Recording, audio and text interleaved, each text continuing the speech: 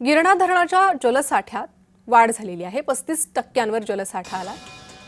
एकाच दिवसात जलसाठ्यात 8% वाढ झाली आहे। नाशिक जिल्ह्यातील पावसामुळे पाणी पातळीत वाढ झाली आहे। याचा आढावा घेतला आमचे प्रतिनिधी जुगल पाटील यांनी। नाशिक जिल्ह्याच्या गिरणा पाणलोट क्षेत्रात झालेल्या पावसामुळे गिरणा धरणामध्ये तसेच गिरणा नदीमध्ये पाण्याची आवक वाढली असून या ठिकाणी पाणी ओसंडून वाहत आहेत। आपण जळगावातील गिरणा नदी पात्रात या ठिकाणी आहोत। आपण बघू शकतात हे गिरणा नदीचं पात्र आहे।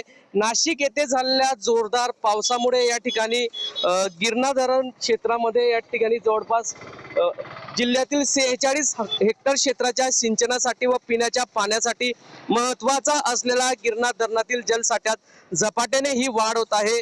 धरणातील जलसाठा हा 35% पोहोचला असून विशेष म्हणजे एकाच दिवसात धरणाच्या साठ्यात 8% भर पडल्याने यावेळी शेतकऱ्यांमध्ये आनंदाचं वातावरण आहे। अजून चांगली वाढ होण्याची दाट शक्यता आहे। त्यामुळे शेतकऱ्यांमध्ये देखील आनंदाचं वातावरण आहे। गिरणा धरण हे 35% या ठिकाणी भरल्यामुळे कुठेतरी शेतकऱ्यांमध्ये देखील आनंदाचं वातावरण आहे व गिरणा नदी ही ओसंडून वाहत आहे। जुगल पाटील, जय महाराष्ट्र न्यूज, जळगाव।